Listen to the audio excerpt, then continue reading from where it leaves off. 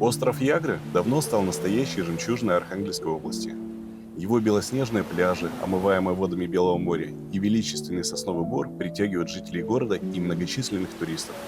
Здесь, среди первозданной природы, каждый находит свой источник умиротворения и сил. Илья Кузупов – человек, чье имя неразрывно связано с современным обликом острова. Именно его инициатива и неустанная работа стали тем катализатором, который запустил процесс преображения этого уникального места.